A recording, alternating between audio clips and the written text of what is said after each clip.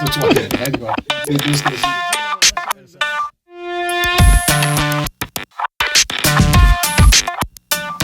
Pleased to see you, Morten. I really look forward to having you here. It's been a pleasure, and I was just wondering about the first time we actually met each other. I think it was on a flight from Aarhus to Copenhagen like 5 years ago, and you were sitting really comfortable and snorking a little bit. That's a habit that I have. I think it's a combination of the size of my nose and my mouth, which actually enables me to have a snoring talent that is above average. So that was actually the first time where we talked, and then that conversation have evolved ever since, which I'm very, very happy and feel privileged about. And it's been both, you could say, from a friendship point of view, but also from a professional point of view, been a very interesting journey, and would like if we could just touch certain subjects that I think is very interesting, and especially looking at what we have been through during the last 14, 16 months due to the pandemic. What does this do with an organization? What challenges do you see that is important to address, and how to tackle these, both, you could say, challenges and opportunities? There's no doubt that the pandemic or Corona have unfolded some challenges inside most organizations that was already there before the pandemic, but have just been enlarged in their magnitude during the pandemic.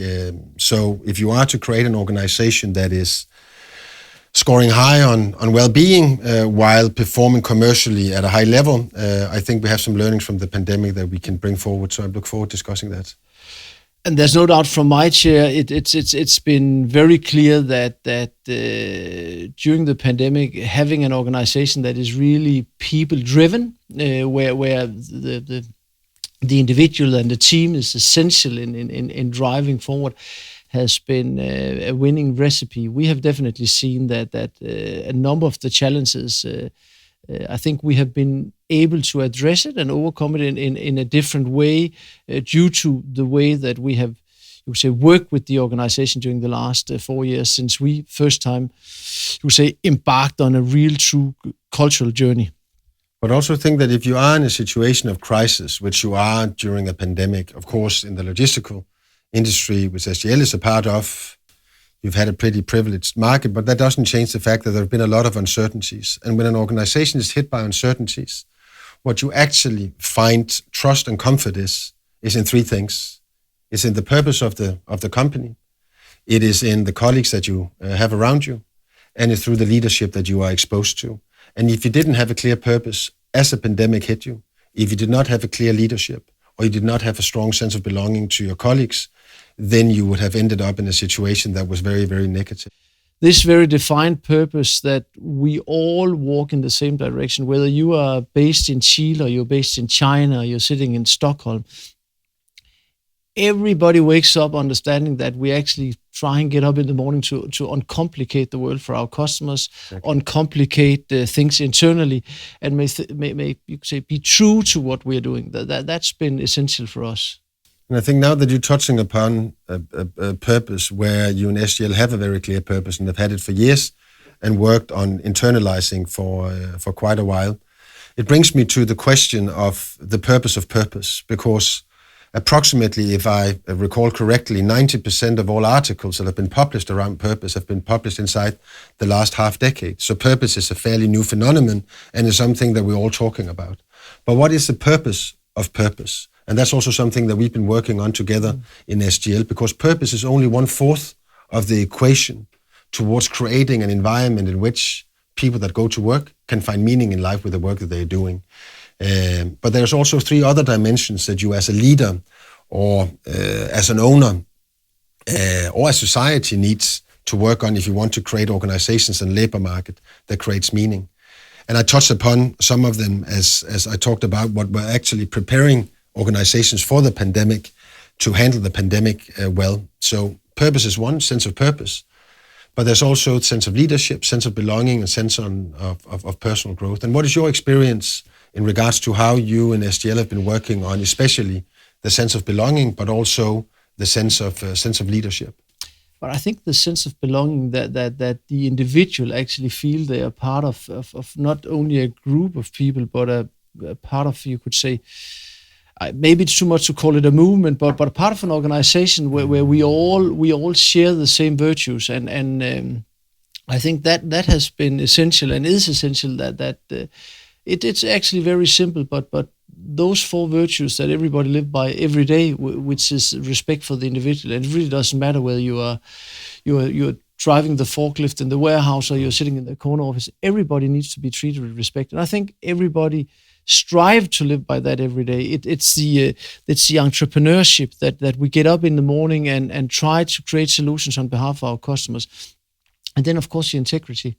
That everybody understand that when we promise something, then we deliver on it. It's so essential. And then finally, it needs to be fun. And I think with the pandemic and with all the challenges and especially the uncertainty, having fun as a virtue, trying to actually to feel fun together, laugh with each other, off each other, have also been an essential driver. Even that it's been through a Zoom meeting or a Teams meeting, we have been able to laugh together.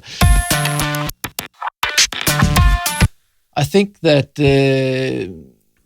with the vision we have for the future, where extreme growth is an important part of our future, culture plays a very essential role. Scaling culture in a growing environment becoming more and more important to us, and we are looking at a number of dimensions, ensuring that the organization can follow and we don't leave anybody behind. And I think we are trying to understand that the future demands that we organize ourselves differently from what we did in the past, with, you could say, a normal hierarchy with a CEO in the top and you have the tree down there, looking in a way where we might need to think differently, because the demands are very different in the future. And especially if you want to scale and you want to maintain the culture that have you could say moved us to where we are today. And talking about scaling, then when you go into a business synocracy, then we have been taught from the day of dawn that you should scale your supply chain, you should scale your IT systems, you should scale your performance management, and so on and so forth.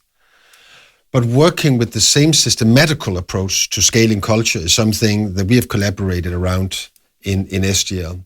And there's a huge difference in believing that you can actually build yourself up for extreme growth just by scaling your value chain and not scaling your culture. And most companies, they don't work as diligently with scaling their culture as scaling all other sides of their value chain.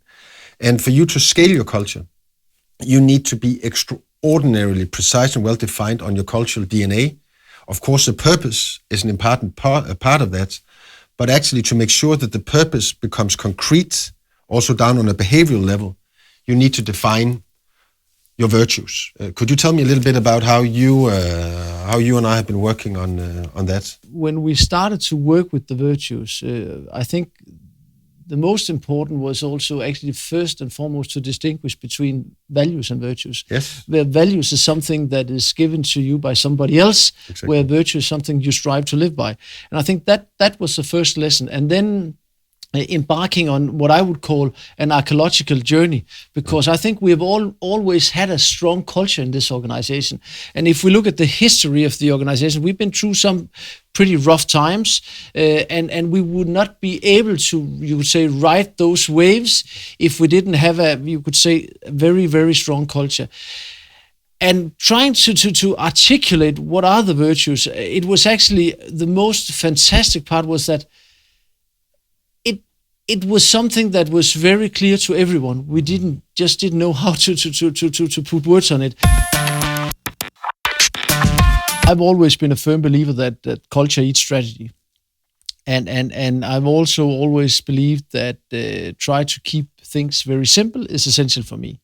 I don't believe that we are an industry which is rocket science, but we are still dealing with people, which is the core of what we are doing. This is people's business, and for me, it is highly important. It is all the people in the organization, it's our customers that means a lot to me. And due to, you could say, my view on it, I've also always been a little bit, you could say, distant on surveys, doing, you could say, are people happy when they're working, and I think my experience is that it doesn't matter really what survey you give, then the result are like so. Having said that, when we introduced and with your help and assistance, the meaningfulness survey, we have actually seen that the organization started, you could say, both to respond in a different manner, I think in a more honest manner, and we have now suddenly got some tools that for me is much more important to steer the company in a direction where we are creating a platform and an organization that allows the individual to perform, allows the individual to really grow in the organization. And I think the meaningfulness survey is essential for us, and I'm pleased to see that we have actually been able to see a steady progress over the years since we initiated it. And building on what you just said, then a couple of reflections. Firstly, I completely agree with you that culture eats strategy for breakfast. And measuring in itself is no value. But we need to understand that if what is the most important thing is not measured, then what gets measured becomes the most important thing. And that's the reason why meaning is so essential. Because meaning is the mother of all leading indicators when it comes to actually driving the highest performance in an organization. Not satisfaction, not happiness. And satisfaction, happiness, and meaning are three different things. Satisfaction is about need realization. So if you do a satisfaction survey inside an organization, what you fundamentally get of insight is how good are we at meeting the needs of our employees. But you can actually be a human being that have all your needs fulfilled, but you're still living a meaningless life. It's completely possible. Happiness is something that you can only experience in a moment and then it disappears. So making an organizational survey about happiness is a little bit redundant from the get-go. Meaning is something that we can actually feel all the time, even when we're stressed, even when we're under pressure. If we are part of a company where the purpose is one that resonates with us, the leadership that we're exposed to is human and respectful, and that we actually are working together with colleagues that we like and they like us.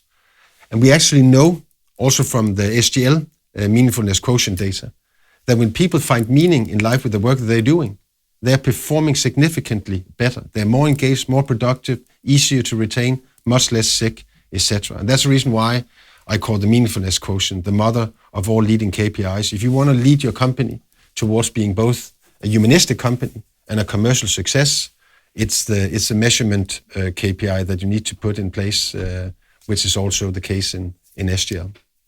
Morten, thank you for joining. It's been a pleasure having you here, and it's been a pleasure to talk about culture, about virtues, about meaningfulness. You know that it's important to me, it's important to the organization, and it's been and it is an inspiration to work with you. So thank you for joining. It's so mutual, Allan, and I hope that my one life will be as long as humanly possible so we can continue our meaningful friendship and partnership. So thank you so much. You're welcome.